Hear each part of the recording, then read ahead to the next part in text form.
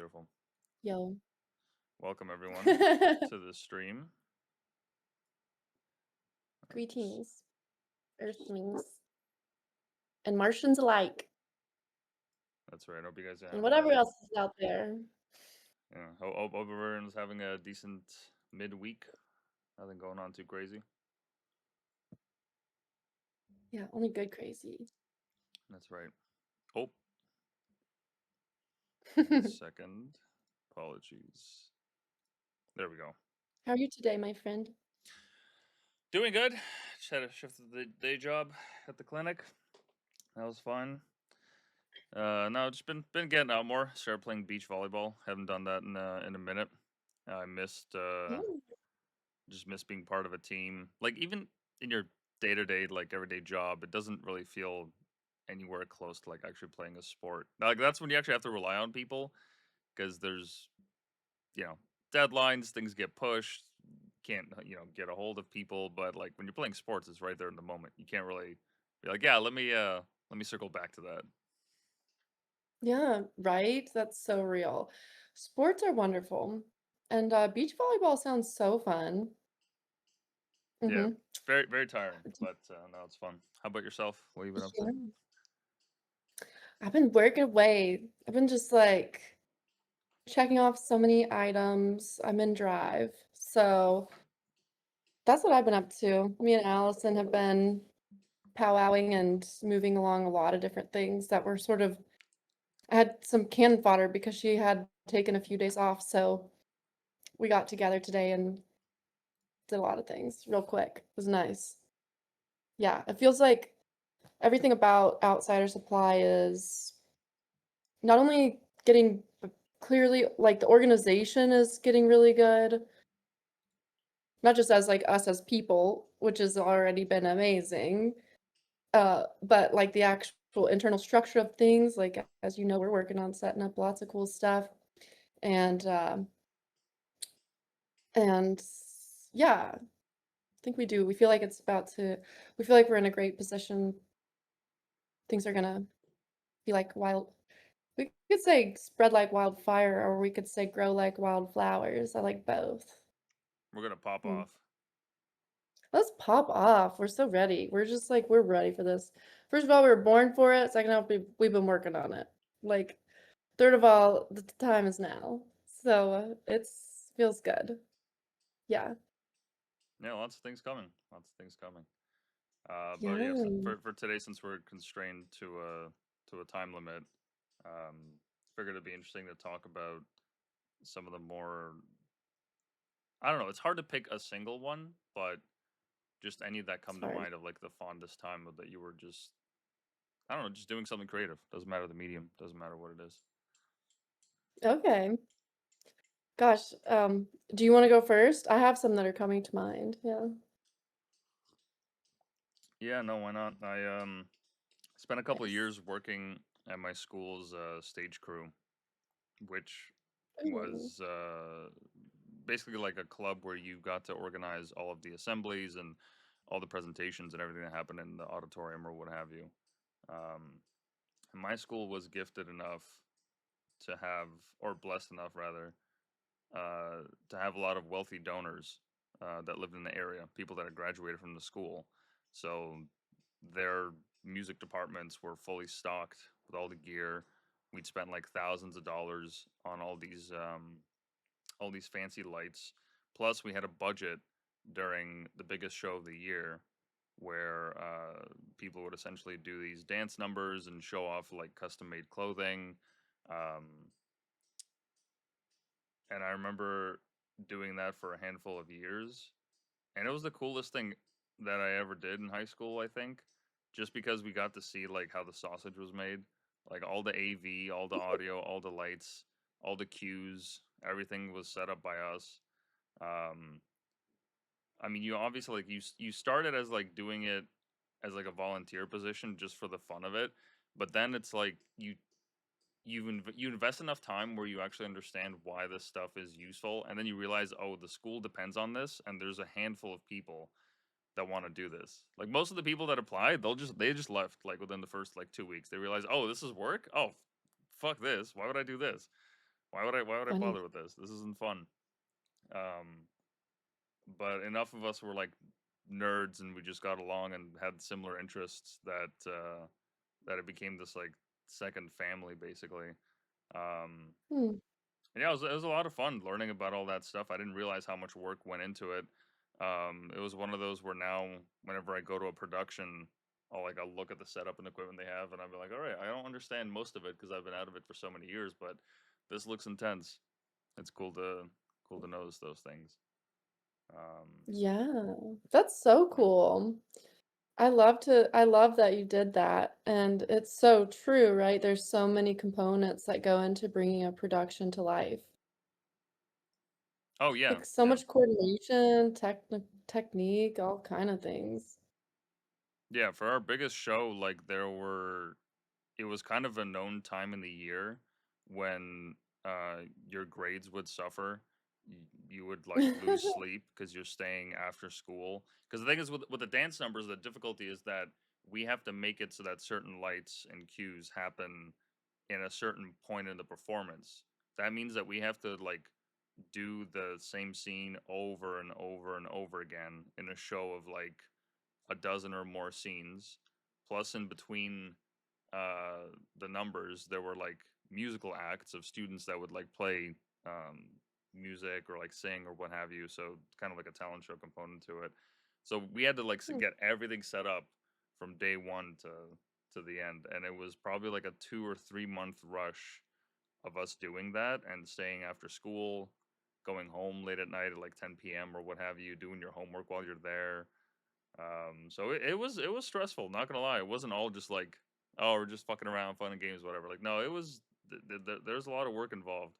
Um, yeah. Especially since like everyone already put on all this effort to come on stage and do something that we got to do what we can to make sure that their vision happens. Otherwise, then like there's no show, and then it's just shit.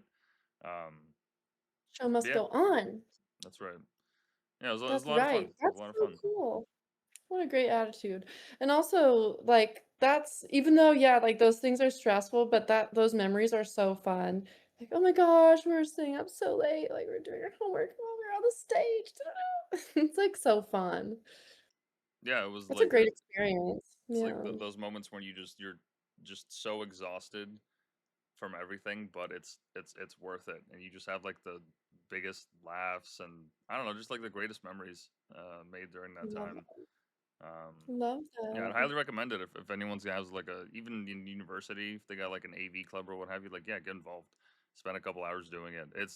There's so many skills that like that you can learn from it that will come in handy later on, especially if you like work around tech or just to know how to set up audio and video. Like the amount of times I remember in school where people would just have issues like plugging in their MacBook. Um, there's always those situations. It's good to be handy. And it's just yeah, It is good to be handy. it's also cool because like you get to interact with the talent, obviously. So even if you're um, more performance minded, that's also another way to get into it. Like a lot of people that work in comedy clubs, they start by working at the door or doing all those kind of jobs. So yeah, no, it's a great thing. I highly recommend everyone gives it a shot if they have the opportunity to. So real. That's funny. Yeah, like the AV kid saved me one time because I didn't really think about what it took to drill into a brick wall. Actually, I didn't think about it at all. They were like a regular drill, I was trying to hang up some neon sign that I made. I was sweating and being like, oh my gosh. And then in comes this other girl who made neon work too. And she's like, oh, I have a hammer drill. I'm like, what is that? Solved so quick. Yeah, it's like it is really very good. Like there's so many different things that are just practicalities in life or shows or whatever where it's like I don't know all that stuff, that's for sure. But it's good that somebody does because yeah, whether you're like I don't even know what all goes into that. What goes into AV? Exactly. Like all the lighting, Well, not just that. Like audio, visual, I was right? also thinking like it's a great exercise in problem solving because there's gonna be problems always. There's always gonna be some issue. If it's like a bulb that overheats or a cable that got snagged or cues that are not lining up, some issues with software. Like there's all it's very multidisciplinary in that way. So you're not like you can't just do one position and that's it. Everyone kind of has to know a general understanding of like almost all the tech. So you're kind of forced to be a jack of all trades. But yeah, so like on a lighting board, you have all these. Let me actually see if I can pull up an example of this Yeah, just so that you get a visual. cool.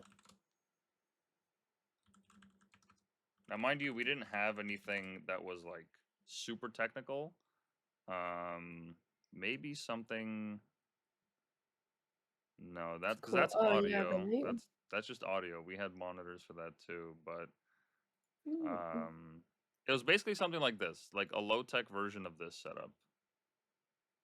that's So cool. you would have like buttons that you could program for cues, dials, and whatnot. But ours was very old. But um, yeah, so you have the boards. You have to understand how to program it, and then how to actually like make cues happen on time.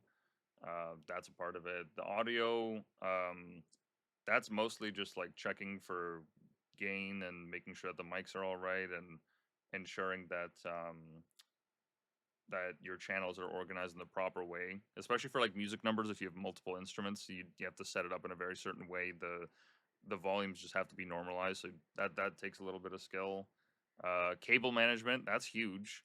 The amount of times that I spent wrapping cables, oh my god, whether it's mics or That's what that have you. cord.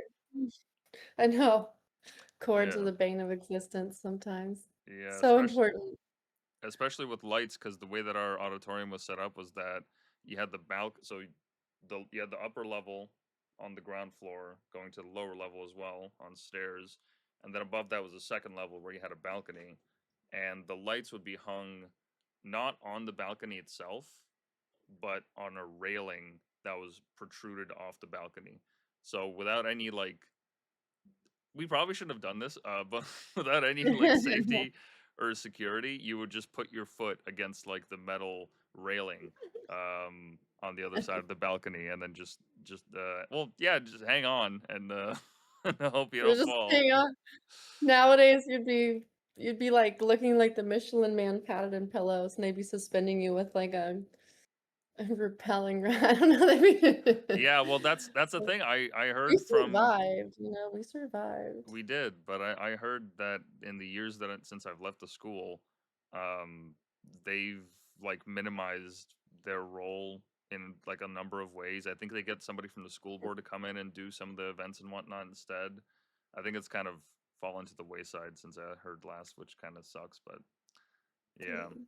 but yeah, it was multidisciplinary. So like there was also the stage manager, so the person that actually had to oversee like which act would go where, how do we organize people, how do we shuffle them in and out, and all that. Um, Telling people to shut up was probably like half their job. The amount of It oh just my, sounds like high school altogether. it was actually insane how many people just could Uh, not keep quiet. Like just wait. Just wait in silence and stand there. There's you can't do it. you're on in 30 seconds. Like guys, just come on. Insane. Can't do it. Yeah. Failed. Failed. Yeah. But no, that was fun. It was a really fun experience. I learned a lot. Made some good friends. Yeah, it was a fun time. That's awesome. That's really cool. Okay, mine is like way more chill. Cause okay, so mine is I don't know. The one that's coming to mind is actually just a more recent. It's that hanging wall piece that keeps hanging and it's almost done. It's not behind me right now because I'm not at my place right now. I'm at home with my fam visiting. And but like that that wall piece has sort of got a mystical history to it. So I started probably a year and a half ago. It was in the winter, so maybe it was 2 winters ago. I don't know. Was it? Maybe it was last summer. I was going to this really cool place. It's like a little inn that has fireplaces, and the guy that opened it at that time, he had like all of his own books there, all of his like art books. They're really cool. So I would go up there and just get a coffee and look at the art books. I was very into that. And he had a biography on Cy Twombly there called Chalk. And I know I saw him jumping around. Oh, fancy. And so I'm going up there, I get really into this book. And I would just, it was very dense and I had a lot to process with reading it. So I say it was the most expensive book I've ever read because I would go up, read a chapter, like get a coffee, read a chapter and put it back, right? So I'm like reading, yeah, it was called Chalk, yeah. And so I'm basically paying $5 a chapter or whatever. But would just leave with so much life shifting feeling, lived art. It was really good for me at that time because I was not really connected with other artists in the same way as maybe now. I'm feeling more like I have more artists in my life and I feel happy about that. But that time, yeah, I just started reading it. And then one day I got inspired by reading about Annie Albers as well. There was sort of a crossover there. Like I was studying the Bauhaus, I was reading about Annie Albers, I was reading about Black Mountain College, and Annie Albers was a weaver. So I ended up going across the street to the hardware store and getting some jute. And I just didn't really know what I was gonna make with it at all, but I just wanted to make something.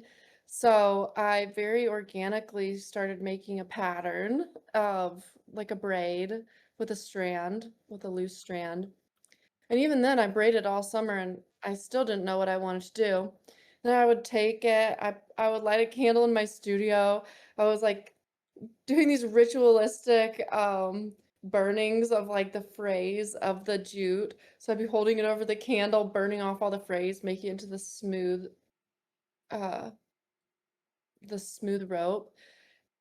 I put it in bleach, left it out in bleach for like a day, like in the yard, took it out of the bleach, laid it out in the yard, let the rain on it, whatever. I just wanted to see what would happen if I bleached it. It was really beautiful actually. So fast forward, I eventually decide I want to put it on a dowel, and then the piece really started taking shape because I had no idea if I was gonna. I kind of thought maybe at first I would do some kind of like a woven something, but really I just ended up letting it hang. And then I brought in cotton twine and I brought in different like width or diameters of jute and I needed more cotton twine. So it's just been this fun process, really, very organic. It's like the most analog thing you could possibly do, which I thought was very beautiful and poetic. And I have not cared about rushing to finish it at all. Whereas sometimes in the past, when I was making art, I was making it like a fiend and like wanting to see it be done.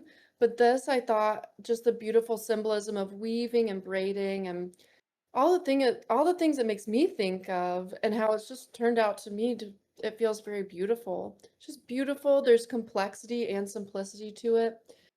And it's been a very fulfilling art piece to make. It's been just lovely. Pure, experimental, beautiful, and enjoyable to make. Sometimes I just turn on some music and braid for a few hours and it's just really nice. Even the way of putting it on the piece, I'm not precise about it. I am because I'll look at ratios, but it's not regimented. It's just nice that there's this cadence to it.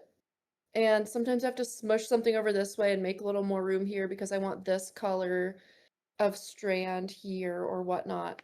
Right now, I realize I need to make it longer. So it's still in progress to this day, but that's just sort of how it's been meant to be. And I've let myself have this looser art making experience the last couple of years as I've sort of almost reclaimed my own art practice because I just have been doing so much operational stuff for so many years. So that's been just enjoyable and kind of mystical, magical, and just about the creative process, but not even thinking of it like that, just making things. It's like you go, I don't know. Yeah, yeah. I didn't even have a real intention in that way. I'm not like, oh, I see the finished piece in my head. Whereas a lot of times before I was working with a finished piece in mind. So I've really enjoyed that. And I think it's very much in line with my life right now and the way that I'm thinking and just organic, natural, but there's pattern, there's a lot of texture to it. And it's just been something I've been interested in lately, last couple years especially. Pattern's been a big theme in my work consistently, but I don't know, it's Very cool. feminine feeling. It's just like everything. Yeah, I'm enjoying it. I'm enjoying it. It's very solo. So kind of like different, like from what you're describing, it's been very solo. Even though I've done a lot of really fun collaborative work too in the past that I was like, wow, that's really beautiful and fun. So that's my thought is like my most recent, most favorite experience making art. I've loved it. Right on. Yeah, it could even be a never-ending piece. Like, who says you Could have to be. finish it? Yeah, at some point you might just lay it down. Like some point, yeah, what if you just are like, oh, actually, I put it somewhere different and it needs to be longer, actually. You might start Yeah. braiding again. And yeah, it's just nice. There's no pressure. Nobody cares if I make it or not. I'm not trying to get into a show with it. Maybe it'll show someday because I think it's show worthy for sure. I mean, I think it's really turning out pretty, and kind of complex on a conceptual level if you want it to be. So there's a lot to explore there, but it's just, yeah, it feels like living art in a way too, even though it's also kind of a monument in its own way. Mm. What do you think So, it was about that book that allowed you to get into that mindset?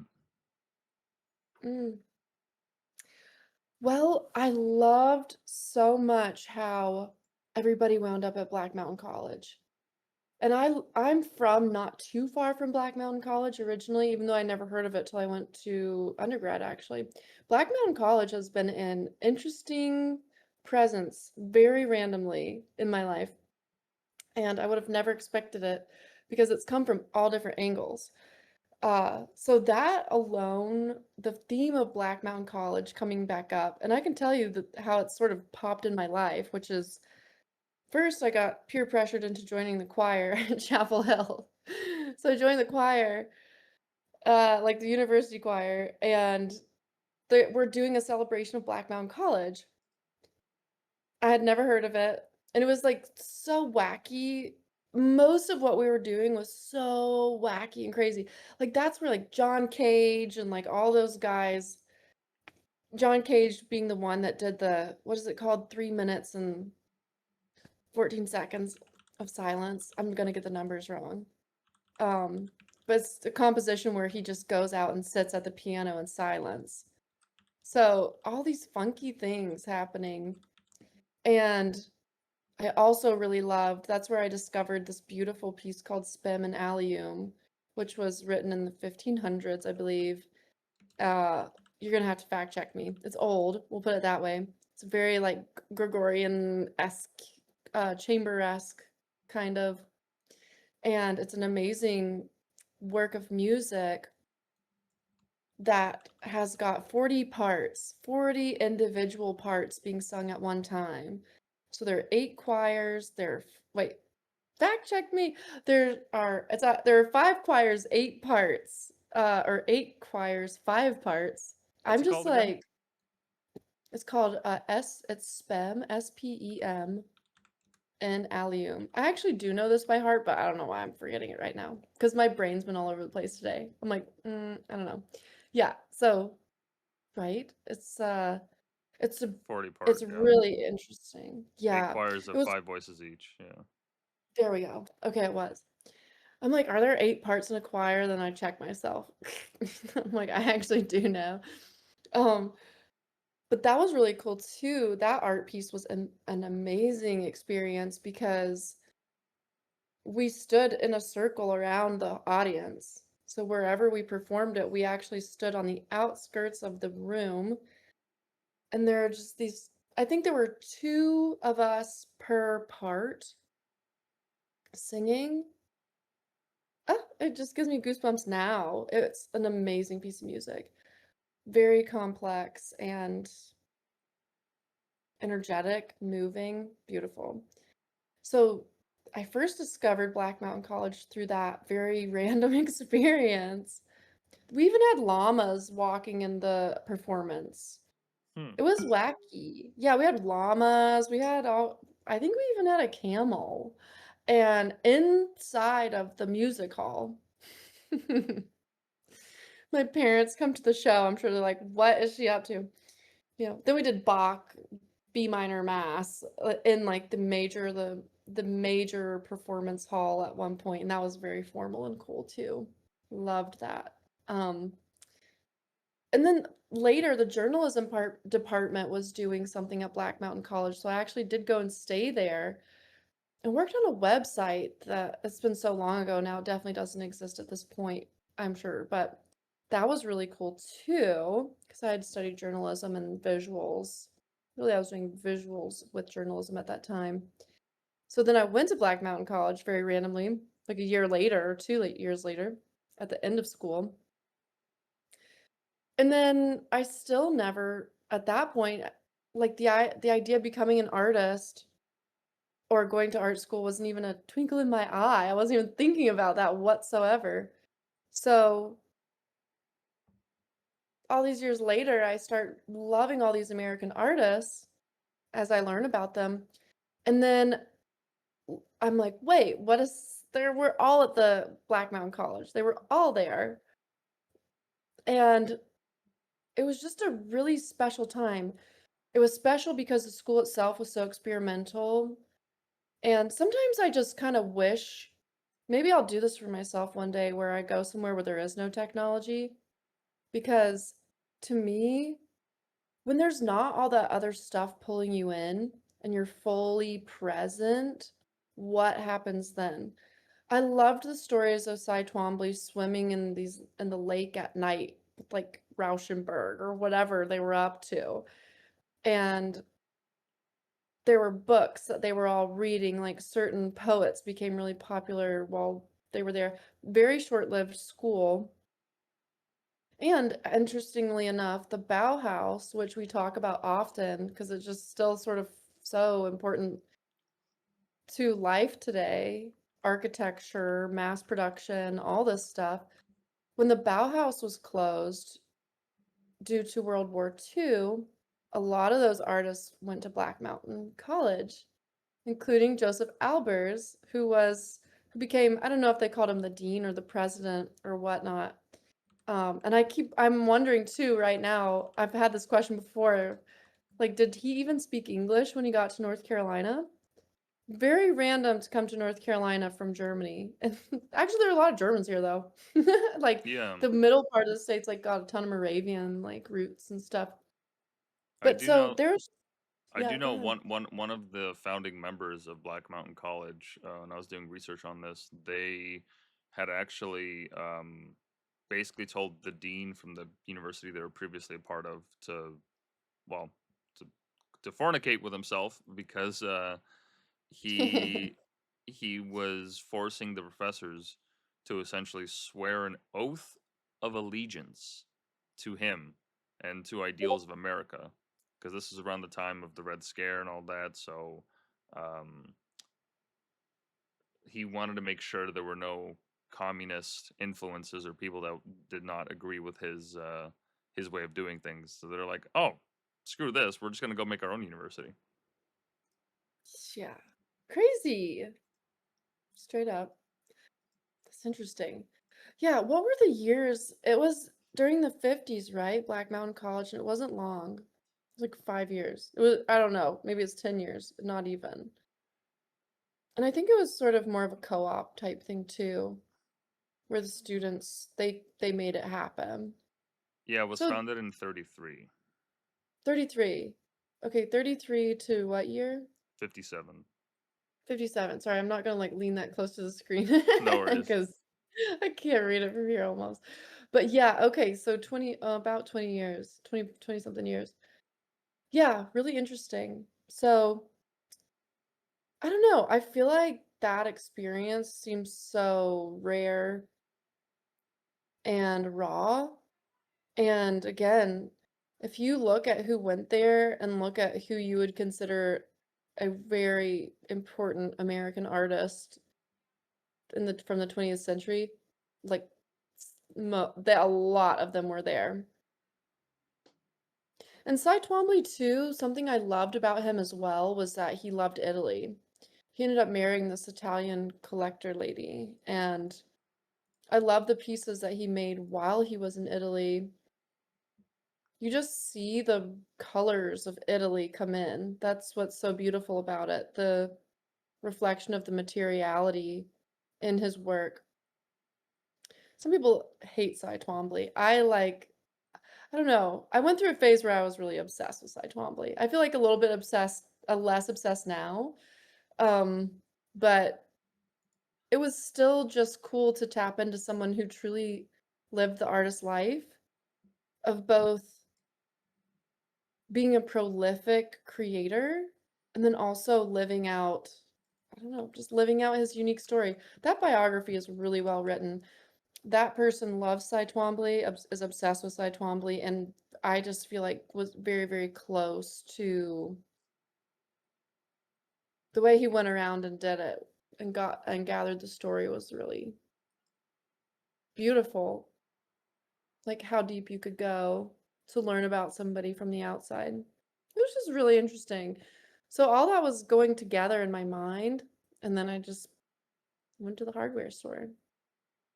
Like, okay, yeah, impulse buy. Go to the hardware store. Very good place for art supplies, you know. Interesting that An it artist, had that much of an impact that it hit a little girl with inspiration somewhere in North Carolina in the 21st century. yeah. Like I was just so cozy by the fire in this wonderful setting, drinking my Americano, reading one chapter at a time, giving myself an hour or two to read one chapter so that I could let it sink in. Because I'm not really somebody that retains details that much, but stuff sinks in.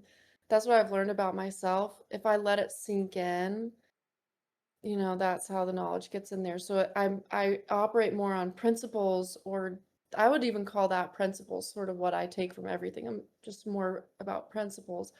So I may not remember all the specific details of what I read or saw or did even, or learned over all these years of 20 years of school, but it's the impression and sort of the way that it might influence the way I end up living or thinking. Like, yeah. I get So, that. I got yeah. to reread passages in order to understand it. I got to bash my head against the wall a couple times, and then I get it. Yeah, some things are like that. Some things are dense and they're even if they're not dense, there's just so much to it. Or like, I don't know, my mind will get going once I start reading. I have to imagine everything, right? It's like you get caught up in some type of daydream, like thinking about, I don't know, Cy Twombly in his flat in Rome, and the beautiful light, the beautiful Italian light, the beautiful colors. Um, I don't know if it's limestone. Mm. Just the earthiness of some of what he was bringing in, which I wish I could tell you a specific name. One other thing I liked about what he said and did was that a lot of his okay, so he actually so you're seeing this style, it's very loose, it's very idiosyncratic. But he's like a lot of these artists where he was truly a technical master and he would go back. He loved when he didn't know what to do, he would go back and find a masterpiece and recreate it, and just do like a reproduction of it type of thing. And he also would go back into historical moments or historical figures and make pieces about that. So there's a Renaissance theme there too, very appropriate as well. I think that he loved his life in Rome And at some point, he said that, or he described certain pieces as a love letter to artists, like to a specific artist. And I really love that too. So I think maybe like the woven piece that I've been doing or the braided piece is kind of a love letter as well in that way. I think that carried through too. I love that idea. Mm. So romantic, so romanticized. It's like Yeah.